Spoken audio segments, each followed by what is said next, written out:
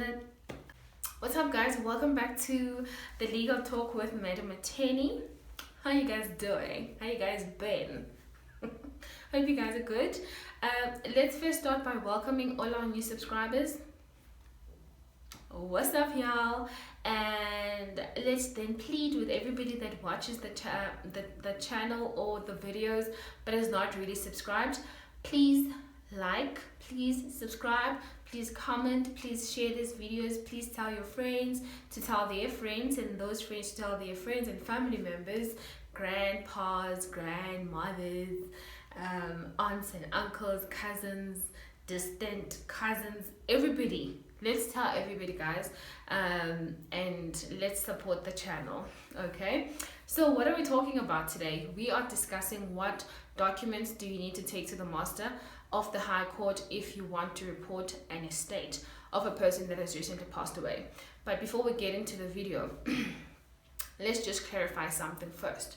Okay, one, you need to look at the value of the estate before you decide where to go. Okay, if the value of the estate is below 250,000, then you need to go to the master of the High Court to assist you with the winding up of the estate or reporting the estate. But if the value of the estate exceeds 250,000, right, you need to look for a private attorney to assist you, because the master of the High Court does not issue letters of executorship, and letters of executorship are issued if the estate is above 250,000. Okay, all right. Now that we got that out of the way, let's discuss what documents do you need to bring with you. And yeah, okay.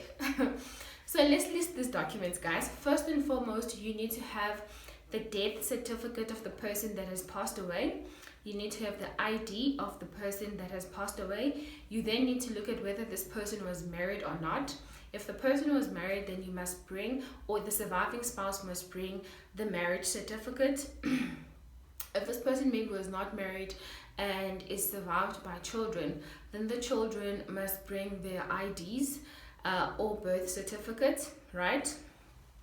A list of all the assets that the deceased had, as well as a list of all the debts that the deceased might have had if the family does know about them. But if they don't, it's still cool. The attorney can still find out if the deceased had any debts that he was owing at the time of his death.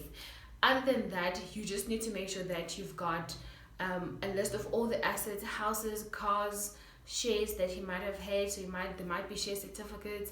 And also, when you are reporting an estate, it is important that you guys as a family look for a will amongst the deceased documents to see if he had a will or not. If he did not have a will, and when you guys are perusing through his stuff there's no will, then you guys can report the estate as an intestate estate, meaning it's an estate that does not have a will. But if when you're looking through his documents you can see a copy of a will, then that estate has to be reported as a testate,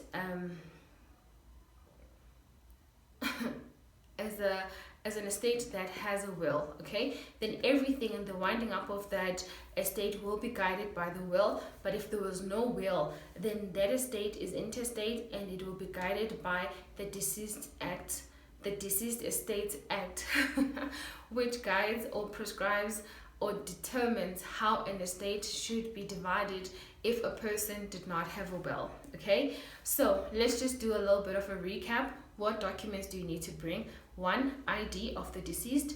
2, death certificate of the deceased. 3, if he was married, a marriage certificate. 4, if he was divorced, a divorce decree. 5, the surviving spouse ID.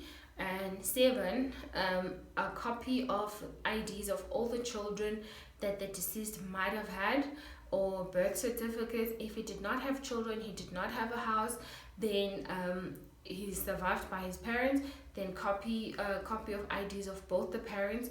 If one of the parents is deceased, then a death certificate of the deceased parent, and the certificate of the surviving parent. If he's not survived by parents, had no kids, had no wife, then you need to bring IDs of the siblings. Okay, so that is it for today's topic. I hope you guys did enjoy it. I know it's very short and brief, it's not a very lengthy topic. I'm just telling you guys what documents you need to bring with you if you are going to report an estate, and also that you need to be aware that if the value of the assets in that estate exceed 250,000, then you need to look for a private attorney to assist you.